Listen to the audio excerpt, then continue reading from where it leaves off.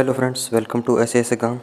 Friends, as you all know, अपने financial regulations part 1 volume 1 के बारे में डिस्कस कर रहे थे। तो दोस्तों उसमें अपनों ने चैप्टर नंबर 2 जो है इसका थ्योरी पोर्शन कंप्लीट कर लिया था, राइट। तो दोस्तों उसके अपनों ने टोटल 7 भाग पढ़े थे चैप्टर 2 के। थोड़ा सा दोस्तों लेंदी था, राइट। तो उसके अपनों ने क्या है 7 भाग पढ़े। तो और दोस्तों जो 7 भाग पढ़े थे उन सबको आज क्या है मैंने कंसोलिडेट किया है, राइट। तो दोस्तों एक स्लाइड ये, एक इसके बैक में जो स्लाइड है उस दोनों के अंदर अपनों ने जो टोटल इस चैप्टर का जो जो जो इम्पोर्टेंट भाग है, राइट, जो जो फैक्चुअल बातें हैं, जो जो एग्जामिनेशन में पूछने की प्रोबेबिलिटी जिनकी ज़्यादा है, राइट, जिनकी दोस्तों प्रोबेबिलिटी बहुत ज़्यादा है एग्जामिनेशन में क्वेश्चन पूछने की जिस एरिया से, वो सारी बातें, वो तथ्य जो हैं वो सारे जो हैं इसके अंदर मैंने इंक्लूड किए हैं, राइट। तो दोस्तों एक बात और बताना चाहता हूँ आपको, जो पहले वाले वीडियो देखे हों भले ही नहीं देखे हों, राइट, अगर आप ये भी वीडियो देख लेते हो ओनली जो आज का जो मैटर है पूरा रिवीजन वाला मैटर है, तो भी दोस्तों अगर 4 सवाल इस चैप्टर में से पूछेगा तो आप 50% यानी 2 सवाल इसमें से आराम से अटैम्प्ट कर जाओगे, राइट। और ज़्यादा पेपर थोड़ा सा इजी हुआ तो 4 में से 3 सवाल भी क्या हैं दोस्तों इस जो आज का ओनली वीडियो है इसमें से आपके आ जाएंगे, राइट। तो देखिए दोस्तों शुरुआत करते हैं अपने नंबर 1 से। पहला है दोस्तों पब्लिक फ़ंड का जो भी एक्सपेंडिचर है उसमें से, पब्लिक फ़ंड से जब भी आपको एक्सपेंडिचर करना है दोस्तों तब क्या होगा, तब आपको सैंक्शन चाहिए गवर्नमेंट ऑफ इंडिया की, राइट, नंबर 1 बात। या फिर दोस्तों जब गवर्नमेंट ऑफ इंडिया ने जिसको पावर डेलीगेट कर रखी है उसकी आपको सैंक्शन चाहिए। इन दोनों की दोस्तों जब सैंक्शन होगी, इधर ऑफ देम कोई किसी की भी सैंक्शन होगी, तब क्या है आप पब्लिक फ़ंड से क्या है एक्सपेंडिचर कर सकते हो, ठीक है। पब्लिक फ़ंड का एक्सपेंडिचर कर सकते हो, पब्लिक मनी का एक्सपेंडिचर कर सकते हो, राइट। तो ये एक ही बातें हैं, यस और नो। दूसरा देखिए friends, standards of financial property.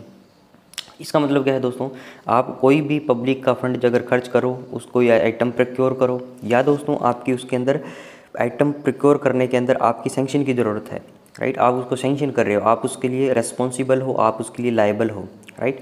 तो आपको क्या करना है, जब भी आप फंड को सैंक्शन करोगे या जब आप खर्च करोगे तो आपको पब्लिक का इंटरेस्ट जो है अपरमोस्ट रखना है, राइट। मतलब पब्लिक के पैसे का फ़ायदा दोस्तों पब्लिक को क्या है मैक्सिमम होना चाहिए, यस और नो। इसके बाद इसके अलावा दोस्तों और कई बातें अपनों ने पढ़ी कि भाई जैसे मैं सामान कोई प्रोक्योर करता हूँ, राइट, तो मुझे ऐसे ही समझ का इस्तेमाल करना है जो एक सामान्य बुद्धि का इंसान अपने पैसे को खर्च करने के लिए करता है, राइट।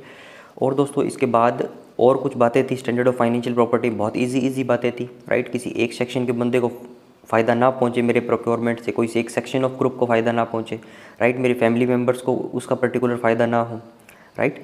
तो मतलब मुझे क्या है पब्लिक इंटरेस्ट को अपरमोस्ट रखना है और जितनी भी प्रोक्योरमेंट करनी है उसको दोस्तों मितव्ययता से करना है, अपव्ययी मुझे नहीं बनना है, राइट। 3 नंबर देखिए दोस्तों, cheque tendered in payment of government dues. अब दोस्तों कोई भी गवर्नमेंट का ड्यूज़ है, गवर्नमेंट का ड्यूज़ है मतलब मुझे गवर्नमेंट को पैसा देना है, गवर्नमेंट की दोस्तों मेरे पे उधारी है, ठीक है, मैंने उधार ले रखा है गवर्नमेंट से, ठीक है। तो दोस्तों मैंने आपसे पैसा मान लो उधार ले रखा है, तो मेरे पास क्या क्या साधन है देने के लिए, ठीक है। मैंने आपसे दोस्तों पैसा उधार लिया हुआ है तो मैं कैसे कैसे दे सकता हूँ, ठीक है। तो मैं आपको चेक से दे दूँगा, राइट, मैं आपको कैश के रूप में दे सकता हूँ, राइट, मैं आपको ऑनलाइन भेज सकता हूँ। तो इसी प्रकार से दोस्तों गवर्नमेंट का जो ड्यूज़ है उसके केस में अपने क्या है चेक का यूज़ करते हैं, ठीक है। तो इसलिए ये टॉपिक बना है check tendered in payment of government dues, right. तो गवर्नमेंट का कोई भी ड्यूज़ है तो आप चेक जो है टेंडर्ड करते हो, टेंडर्ड का मतलब होता है देना किसी को, राइट।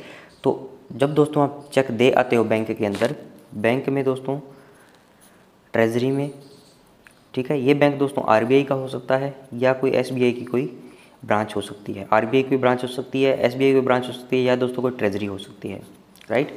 तो क्या करते हैं दोस्तों, वो जब आप चेक दे के आओगे तो आप क्या है टेम्परेरी रिसिप्ट उसकी ले सकते हो, राइट। और दोस्तों जब पूरी तरह से चेक क्लियर हो जाएगा तब आपके एड्रेस पे क्या है उस चेक की क्या है दोस्तों फॉर्मल रिसिप्ट जो है वो सेंड कर दी जाएगी, यस और नो।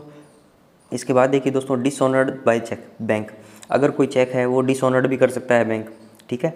मतलब बहुत सारे रीज़न हो सकते हैं दोस्तों चेक को डिसऑनर करने के लिए, राइट, सिग्नेचर मैच नहीं हो रहे, अकाउंट में पैसा नहीं है, ठीक है, तमाम तरीके के रीज़न हो सकते हैं। तो दोस्तों जब बैंक चेक को डिसऑनर कर देता है तो जो टेंडरर है जो पैसा जमा करवाना चाहता है गवर्नमेंट के खाते में उससे क्या है पेमेंट की डिमांड की जाती है कैश में, ठीक है। और दोस्तों इसके साथ एक और नियम पड़ा था कि भैया जो आप टेम्परेरी रिसिप्ट लेके गए थे वो अगर वापस कर दोगे तो चेक भी आपको वापस मिल जाएगा, जो डिसऑनर्ड चेक है बैंक के द्वारा वो भी आपको वापस मिल जाएगा, ठीक है। 4 नंबर में देखिए दोस्तों एमआरओ के बारे में बात करी, मिलिट्री रिसीवेबल ऑर्डर। ये भी एक प्रकार का तरीका है गवर्नमेंट को पैसा जमा करवाने का डिफेंस सर्विसेज के अंदर, राइट, कि एमआरओ के जरिए आप कोई भी गवर्नमेंट का ड्यूज़ है वो जमा करवा सकते हो। ठीक है, इसमें दोस्तों एक खास बात जो है जो हमारे मॉडल क्वेश्चन पेपर के अंदर भी पूछी गई थी, राइट। तो अब देखिए दोस्तों क्वेश्चन ऐसे पूछे जाएंगे, ठीक है, तो बहुत इजी क्वेश्चन नहीं था वो, ठीक है। अब आपने अगर आपने किताब को ढंग से नहीं पढ़ा है, पूरे चैप्टर को ढंग से नहीं पढ़ा है, तो आप वो अटैम्प्ट नहीं कर सकते, ठीक है। तो उसके अंदर सवाल यही था कि एमआरओ के जरिए राशि जमा करवाई जा सकती है, राइट, पेमेंट जमा करवाई जा सकती है, लेकिन कौन सी अमाउंट हम नहीं जमा करवा सकते, ठीक है। तो उसके अंदर था दोस्तों except earnest money. Earnest money deposit जो है दोस्तों वो क्या है, आप एमआरओ के जरिए जमा नहीं करवा सकते, ठीक है। और अर्नेस्ट मनी दोस्तों मैंने आपको बताया था, एक बार दोबारा सुन लीजिए। अर्नेस्ट मनी एक प्रकार की क्या है, सिक्योरिटी डिपॉजिट है, राइट। कोई भी दोस्तों गवर्नमेंट टेंडर अगर खोलती है, ठीक है, कोई भी गवर्नमेंट को काम करवाना है किसी से, किसी फर्म से, तो वो क्या टेंडर ओपन करती है, ठीक है। तो दोस्तों टेंडर के अंदर बहुत सारी कंपनीज भाग लेती है, ABCDE, मान लो 10 कंपनियों ने भाग ले लिया, राइट। तो वो क्या है दोस्तों, जब कंपनियां भाग लेती है तो टेंडर में जब भाग लेती है तो भाग लेते टाइम उनसे क्या है, एक सिक्योरिटी मनी डिपॉजिट करवा लिया जाता है, राइट, ताकि कोई कंपनी फ्रॉड नहीं है। यस, अगर बाद में कोई कॉन्ट्रैक्ट हो जाता है, टेंडर एक्सेप्ट हो जाता है, तो क्या है, वो कंपनी उसमें लाइबिलिटी रहे उसकी, राइट। तो इस प्रकार से दोस्तों कंपनी की लाइबिलिटी, उसकी क्रेडिबिलिटी को चेक करने के लिए हम क्या करते हैं दोस्तों, एक अर्नेस्ट मनी क्या है डिपॉजिट करवा लेते हैं उसके अंदर, ठीक है। एक सिक्योरिटी मनी डिपॉजिट करवा देते हैं कि भैया आप इतना पैसा दे दो। वो जनरली पूरे कॉन्ट्रैक्ट का पूरा जो कॉन्ट्रैक्ट है उसका क्या है 1 या 2% रहता है, या ज़्यादा से ज़्यादा 3%, राइट। तो उसको क्या है अर्नेस्ट मनी बोलते हैं। वो एमआरओ के जरिए जमा नहीं होगी, उसको जमा करवाना है अर्नेस्ट मनी को आपको, राइट। तो उसको दोस्तों तमाम तरीके के डिमांड ड्राफ्ट बनवा सकते हो, यस, और भी दोस्तों कई तरीक़ों से क्या है उसको जमा करवा सकते हो, लेकिन एमआरओ के जरिए जमा नहीं होगा, ठीक है। ये बात आपको याद रखनी है। और एमआरओ दोस्तों एज ए डिफेंस सर्विसेज की क्या है, एज ए रिसिप्ट है वो, ठीक है। इसके बाद देखिए दोस्तों एक और चीज़ अपनों ने पढ़ी, जो यूनिट जो है पब्लिक फंड अकाउंट मेंटेन करती है, ठीक है। कोई भी यूनिट दोस्तों पब्लिक फंड अकाउंट अगर बैंक के अंदर मेंटेन करती है, ये अकाउंट दोस्तों मेरे अकाउंट जैसा ही है, जैसा मेरा SBI में अकाउंट है, HDFC में अकाउंट है, तो वैसे ही दोस्तों यूनिट कंसर्न क्या है, SBI के अंदर जनरली पब्लिक फंड अकाउंट अपना मेंटेन करती है, ठीक है। तो दोस्तों यूनिट का जो पैसा है अगर उसको ट्रेजरी में जमा करवाना है, बैंक में जमा करवाना है, राइट, तो किसी भी प्रकार से दोस्तों अगर उनको पैसा जमा कराना है गवर्नमेंट को, तो पहले वो पैसा क्या है दोस्तों पब्लिक फंड अकाउंट में जमा करती है, ठीक है। फिर दोस्तों उस प्रॉपर पहले वाया पब्लिक फंड अकाउंट जाएगा, फिर यहाँ से क्या है वो चेक टेंडर करेंगे और एमआरओ के जरिए दोस्तों वो क्या है बैंक या ट्रेजरी में जमा करवा देंगे, ठीक है। इसके बाद दोस्तों मोस्ट इंपॉर्टेंट एमआरओ की 3 कॉपी बनती है, राइट। ये सवाल तो आपको याद ही है, बहुत बार हमने डिस्कस कर लिया। एमआरओ की दोस्तों 3 कॉपी में ओरिजिनल, डुप्लीकेट और ट्रिप्लिकेट 3 टाइप की कॉपी बनेगी, ठीक है। ओरिजिनल दोस्तों जो डिपॉजिटर है उसको वापस दे दी जाती है ड्यूली रिसिप्ट करके बैंक के द्वारा, ठीक है। उस पर दोस्तों सिग्नेचर कर देगा जो बैंक का मैनेजर है जो भी है, ठीक है, और उसको क्या है वापस कर देगा डिपॉजिटर को, राइट। और दोस्तों डिपॉजिटर जो है उस ओरिजिनल कॉपी को क्या है कंसर्न ऑडिट सेक्शन में भेजता है। फिर दोस्तों डुप्लीकेट कॉपी जो है वो बैंक रख लेगा, वो दोस्तों कंसर्न मेन ऑफिसर्स के PCDA CDA के अकाउंट सेक्शन में भेजता है। वहाँ पे दोस्तों दोनों की क्या है पेयरिंग होती है, ठीक है। टी मतलब क्या है ट्रिप्लीकेट, वो क्या है डिपॉजिटर जो है एज अ ऑफिस कॉपी अपने पास मेंटेन करता है, ये सुनो। और दोस्तों एमआरओ की वैलिडिटी क्या है 21 दिन। 21 दिन दोस्तों कब से है, जिस दिन से उस डेट पे कॉम्पिटेंट अथॉरिटी के साइन हो जाएंगे कि भैया तू बैंक में चला जा ये चेक ले जा, ठीक है। तो ये वो 21 दिन तक वैलिड रहेगा। मान लो मैं 1 तारीख को साइन कर दूँ सुबह, ठीक है, तो वो दोस्तों 21 तारीख तक क्या है 21 दिन की इसकी वैलिडिटी होगी, ठीक है। 21 तारीख तक आप क्या है आपको उसको जमा करवाना है, ये सुनो। तो ये चीज़ होगी दोस्तों 4 नंबर पैरा में। अब देखिए दोस्तों 5 नंबर में हुआ prompt crediting of government dues into a treasury और अ बैंक। और दोस्तों कोई भी पैसा जब आपके पास आए, राइट, कोई भी दोस्तों गवर्नमेंट की ड्यूज़ है तो उसको क्या है जल्द से जल्द दोस्तों जो भी पैसा है उसको गवर्नमेंट ट्रेजरी या बैंक में जमा करवाना है विदाउट अनड्यू डिले, ठीक है। तो ये इसके अंदर बात थी सिंपल सी। 6 नंबर में देखिए दोस्तों responsibility for public funds and stores. अब दोस्तों जिस गवर्नमेंट सर्वेंट को, जिस ऑफिसर को इसकी जिम्मेदारी दी गई है पब्लिक फंड और स्टोर्स की, राइट, तो वो क्या है दोस्तों उसको सेफ कस्टडी में रखेगा, ठीक है, और उसको दोस्तों प्रोटेक्ट करेगा किससे, लॉस से, डैमेज से और डिटीरियरेशन में, राइट। पब्लिक फंड की दोस्तों बात होगी तो क्या एक कैश बुक मेंटेन होगी, उसको अच्छे से रखे, उसको मेंटेन करे, उसका अकाउंट्स जो है वो प्रॉपर मेंटेन करे। और स्टोर्स की जब भी बात आएगी तो उसको सेफ कस्टडी में रखना है, उसके लेजर्स मेंटेन होंगे, ठीक है, और उसको डैमेज डिटीरियरेशन से बचाना है। तो ये सारी तमाम तरीके की थ्योरेटिकल बातें इसके अंदर थी, ठीक है। 7 नंबर में देखिए दोस्तों responsibility for overcharge, right. Overcharge का मतलब है आपने किसी को पैसा ज़्यादा दे दिया, ठीक है, या दोस्तों ज़्यादा क्लेम कर लिया, ठीक है। और दोस्तों मैंने जो मान लो क्लेम कर लिया ज़्यादा, लेकिन जो कॉम्पिटेंट अथॉरिटी थी, जो काउंटर साइनिंग अथॉरिटी थी, उन्होंने भी ध्यान नहीं दिया, राइट। तो एक प्रकार से दोस्तों उसको भी क्या है, उसके लिए जिम्मेदार ठहराया जाता है, राइट। लेकिन इसके अंदर जो प्राइमरी रेस्पॉन्सिबिलिटी है, the responsibility for an overcharge shall be rest primarily with the claimant, ठीक है। जिस बंदे ने क्लेम किया है उसके ऊपर प्राइमरीली क्या है, ये रेस्ट करेगी रेस्पॉन्सिबिलिटी कि हाँ भैया तू ज़्यादा क्लेम किया ही क्यों तूने, ठीक है, राइट। इसके बाद देखिए दोस्तों 8 नंबर में responsibility of impressed holder, right. तो इम्प्रेस्ड होल्डर के अंदर 4-5 पॉइंट हैं। देखिए, impressed holder personally operate the impressed account. सबसे पहले तो दोस्तों इम्प्रेस्ड होल्डर जो है पर्सनली ऑपरेट करता है इम्प्रेस्ड अकाउंट को, ठीक है। वो किसी को नहीं देता है ऑपरेट करने के लिए वो अकाउंट, राइट। लेकिन दोस्तों नेवी के केस में थोड़ा सा एक्सेप्शन है इसके अंदर, ठीक है। तो पहले देखिए, not permissible to delegate the responsibility for operation of funds to another person, right. Imprest holder दोस्तों पर्सनली ऑपरेट करता है अपने इम्प्रेस्ड अकाउंट को, और दोस्तों उसको क्या है, परमिसिबल नहीं है, उसको परमिशन नहीं है कि अपनी पावर को क्या है किसी और को वो डेलीगेट करे, राइट। किसी और पर्सन को क्या डेलीगेट करे, राइट।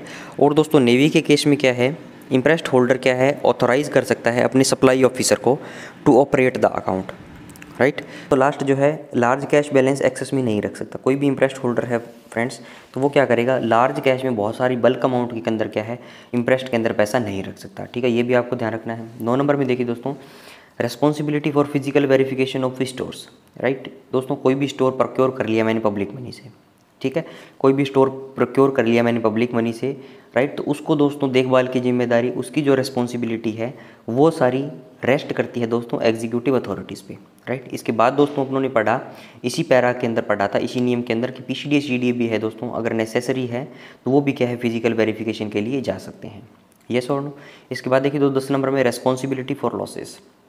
लॉसेस क्या होता है दोस्तों, हानि, ठीक है। हानि मतलब दोस्तों घाटा हो गया, राइट। कोई भी गवर्नमेंट मनी का दोस्तों, कोई भी गवर्नमेंट स्टोर का अगर किसी प्रकार से नुकसान हो जाता है तो उसको क्या है, लॉस बोलते हैं, ठीक है। और फ्रेंड्स इस लॉस के लिए लॉस स्टेटमेंट बनता है, उसके अंदर स्टेटमेंट ऑफ केस होता है, सारे सपोर्टिंग डॉक्यूमेंट होते हैं कि भैया क्यों क्यों लॉस हुआ है वो हमें स्टडी करना रहता है, राइट।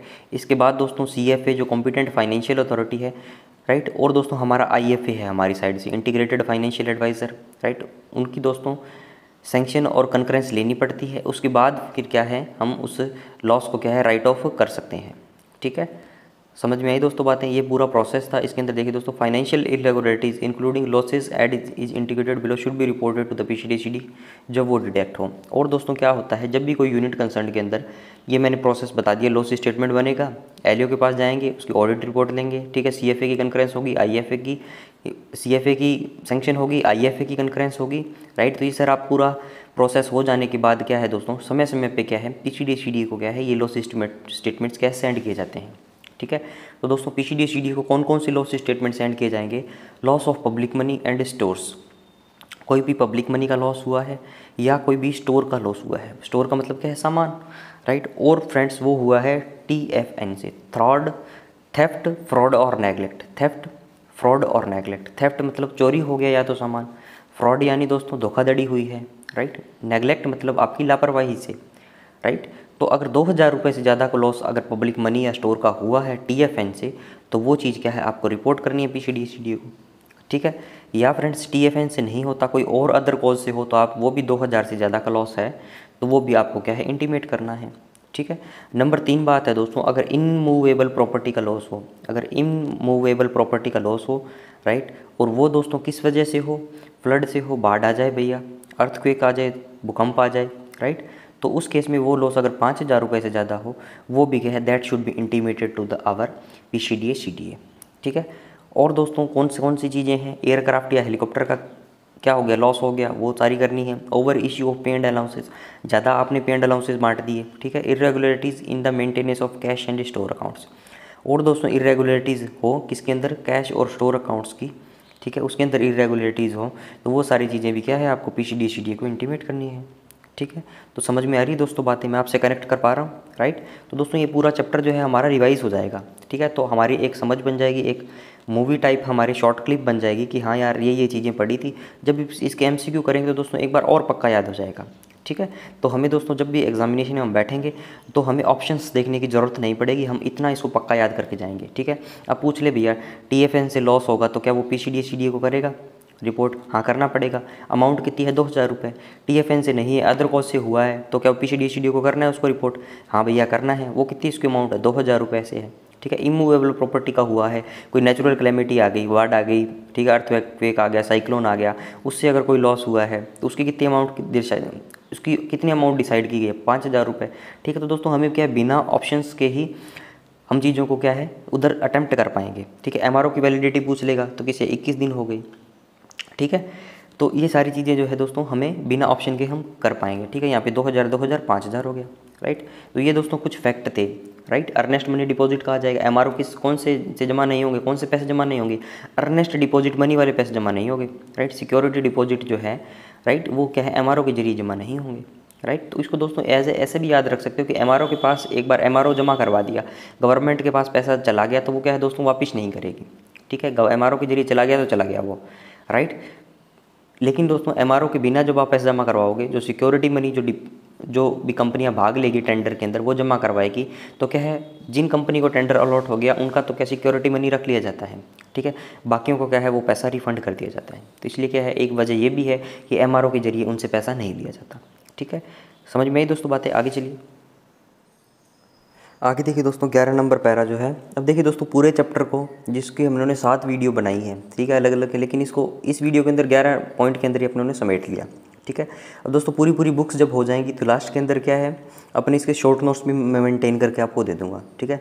अगर वो इतने शॉर्ट नोट्स भी आप पढ़ ले तो ये भी एक प्रकार से शॉर्ट नोट्स ही हैं, लेकिन पूरी किताब का दोस्तों शॉर्ट नोट्स जो है पूरा क्रक्स जो है अपने निचोड़ के 20-30 पेज अपने पढ़ लेंगे, राइट। तो उसमें से क्या है अपने 70-80% क्या है उसी क्रक्स में से आ जाएगा, ठीक है, राइट। तो देखिए दोस्तों 11 नंबर पे इंसिडेंस ऑफ पे एंड अलाउंसेस, राइट। दोस्तों पे एंड अलाउंसेस से रिलेटेड कुछ बातें हैं। इंसिडेंस मतलब होता है दोस्तों घटना, जिसको बोलता हूँ phenomena, right, phenomenon, right. Phenomenon लिखा जाता है दोस्तों, फिनोमिना इसको बोला जाता है कि पे एंड अलाउंसेस से रिलेटेड क्या है, क्या क्या बातें हैं, right. An officer must draw his pay and allowances from the department जिसमें सर्व कर रहा है, ठीक है। तो एकदम ईजी बात है कि भैया मैं किसी डिपार्टमेंट में सर्व कर रहा हूँ तो उसके पे एंड अलाउंसेस जो है, मेरे पे एंड अलाउंसेस जो है वो डिपार्टमेंट ही देगा, ठीक है। तो ये बात मुझे समझ में आती है, बहुत ईजी है।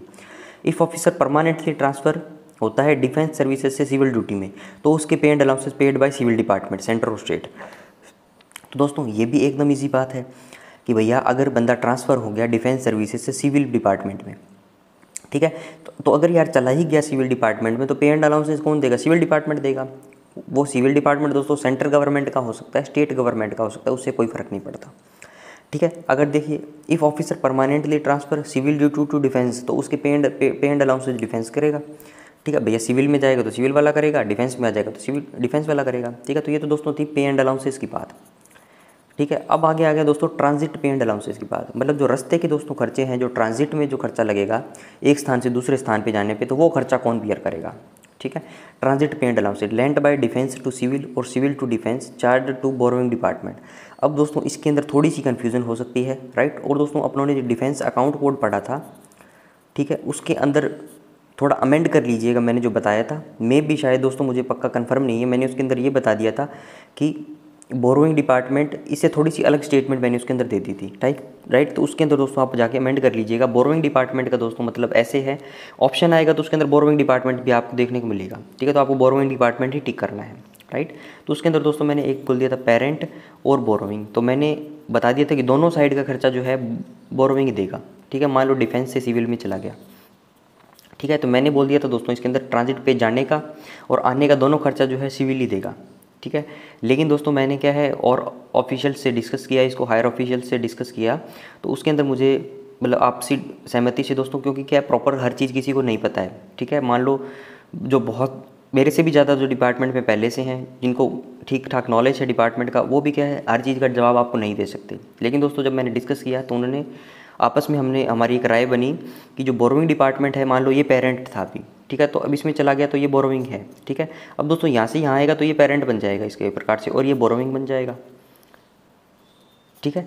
तो डिफेंस अकाउंट कोड के अंदर जो पढ़ा था उसको अमेंड कर लीजिएगा, राइट। अगर आपको याद नहीं है तो बहुत ही अच्छी बात है, इसको आप ध्यान में रख लो, राइट। जिसको याद है दोस्तों, अगर कोई कंपैरिजन करके पढ़ता है, राइट, तो क्या है बोरोइंग डिपार्टमेंट जो है जिसके साथ अंदर वो जा रहा है, ठीक है। तो इसके अंदर देखिए दोस्तों सिविल से डिफेंस में जाएगा, ठीक है। ट्रांजिट तो मान लो डिफेंस से सिविल में जा रहा है तो उसके ट्रांजिट पे एंड अलाउंसेस क्या, बोरोइंग डिपार्टमेंट सिविल करेगा। अब दोस्तों सिविल से डिफेंस में आएगा तो बोरोइंग डिपार्टमेंट कौन सा है, डिफेंस वाला है, राइट। तो इसको दोस्तों अपने क्या पेरेंट डिपार्टमेंट नहीं मानेंगे, ठीक है। तो ये कौन सा है, बोरोइंग डिपार्टमेंट कौन है, डिफेंस वाला, राइट। तो ये क्या करेगा दोस्तों, इसके ट्रांजिट पे एंड अलाउंसेस उसके क्या है, मेंटेन करेगा। मतलब जिसकी तरफ जा रहे हैं वो क्या है, बोरोइंग, और वही क्या है, ट्रांजिट पे एंड अलाउंसेस। ऊपर वाला क्या था दोस्तों, पे एंड अलाउंसेस, राइट। अब देखिए दोस्तों, ट्रांजिट पे एंड अलाउंसेस किसी गवर्नमेंट सर्वेंट का transfer from one foreign employer to another borne by foreign employer, ठीक है। अगर ये सवाल पूछेगा कि कोई भी गवर्नमेंट सर्वेंट है वो वापस क्या है, गवर्नमेंट के अंदर नहीं आ रहा, ठीक है, वो एक फॉरेन एम्प्लॉयर से क्या है, दूसरे फॉरेन एम्प्लॉयर पर क्या है दोस्तों, ट्रांसफर हो रहा है, राइट। तो उसके पे एंड अलाउंसेस जो है ट्रांजिट के, वो कौन करेगा, फॉरेन एम्प्लॉयर करेगा, ठीक है। दूसरी चीज़ आपको ये याद रखनी है, राइट। और दोस्तों ये 3 स्टार मार्क कर लो, ये सवाल पूछने की बहुत ज़्यादा प्रोबेबिलिटी है, ठीक है। अब पूरे चैप्टर के अंदर मतलब सबसे जो हाईलाइटेड क्वेश्चन है वो यही है, क्योंकि एमआरओ का ईएमडी पूछ लिया उन्होंने, एमआरओ का जो अर्नेस्ट मनी डिपॉजिट है वो मॉडल क्वेश्चन पेपर में पूछ लिया, तो उसकी प्रोबेबिलिटी क्या कम हो जाती है फाइनल एग्जामिनेशन में पूछने की, कि हाँ भैया एक बार इसने पूछ लिया, राइट। और दोस्तों इसके अंदर जो बचा दूसरा जो है, ये अकाउंट कोड के अंदर भी ये बातें हैं, ठीक है। और दोस्तों ये क्या है, एफआर के अंदर भी ये बातें हैं, ठीक है। तो इसकी क्या प्रोबेबिलिटी बढ़ जाती है, राइट। तो मतलब इंपॉर्टेंट क्वेश्चन में आता है। और बोरोइंग डिपार्टमेंट इसका आंसर आएगा। अगर बोरोइंग नहीं दिया हुआ, ऐसे पूछ लिया, मान लो कोई भी बंदा ए डिपार्टमेंट से बी डिपार्टमेंट में जाता है, राइट, तो ए डिपार्टमेंट है वो डिफेंस से रिलेटेड है, बी कोई सिविल डिपार्टमेंट का नाम लिख देगा बिना डिफेंस वाले का। तो अगर बंदा ए से बी में जा रहा है तो उसके transit pay and allowances will be beared by which department, A और बी। पहले में लिख देगा ए ऑप्शन में ए डिपार्टमेंट, दूसरे में लिख देगा बी डिपार्टमेंट, तीसरे में लिख देगा ए और बी, या जितने में लिख देंगे इनमें से कोई नहीं, ठीक है। तो आपको दोस्तों बी टिक करके आना, जिस डिपार्टमेंट की तरफ मैं जा रहा हूँ, ए से बी की तरफ मैं जा रहा हूँ, तो मेरा जो बोरोइंग डिपार्टमेंट होगा वो क्या है, उसके ट्रांजिट पे एंड अलाउंसेस जो है वो पे करेगा, ठीक है। आगे देखिए दोस्तों, इसमें अंदर एक नोट दिया गया था, नोट बहुत इंपॉर्टेंट है। पे किसी ऑफिसर की, अगर दोस्तों कोई भी ऑफिसर है उसकी पेमेंट जो है वो कैसे डिसाइड होगी, ठीक है, डिफेंस को छोड़कर परमानेंट सिविल ड्यूटी जाए तो इसके अंदर दोस्तों 2 केस बनते हैं, फॉरनून के और आफ्टरनून के, ठीक है। कोई भी ऑफिसर दोस्तों अगर डिफेंस छोड़कर परमानेंट सिविल ड्यूटी में जा रहा है तो उसकी जो पेमेंट है उसके 2 केस बनते हैं। अगर दोस्तों फॉरनून में रिज़ाइन करता है तो उसकी पे जो है बाद में सिविल डिपार्टमेंट से बनेगी, वहाँ से चार्ज होगी। अगर दोस्तों आफ्टरनून में जा रहा है, खाना वाना खा के जा रहा है, फिर दोस्तों उसकी क्या है, पे चार्ज होगी डिफेंस सर्विस एस्टीमेट से, राइट। तो दोस्तों ये पूरा चैप्टर जो है 11 पॉइंट में मैंने आपको बताया, ठीक है। नेक्स्ट वीडियो में दोस्तों अपने चैप्टर नंबर 3 डिस्कस करेंगे। आज भी दोस्तों मैं डिस्कस कर सकता हूँ, राइट, लेकिन दोस्तों मैं दूसरे और तीसरे को क्या सेग्रीगेट रखना चाहता हूँ। तीसरा चैप्टर है दोस्तों जो सैंक्शन से है, ठीक है। एक थोड़ा सा आइडिया दोस्तों आपको दे देता हूँ, कल अपने क्या पढ़ने वाले हैं। तीसरे चैप्टर का नाम है सैंक्शन ऑफ एक्सपेंडिचर, ठीक है।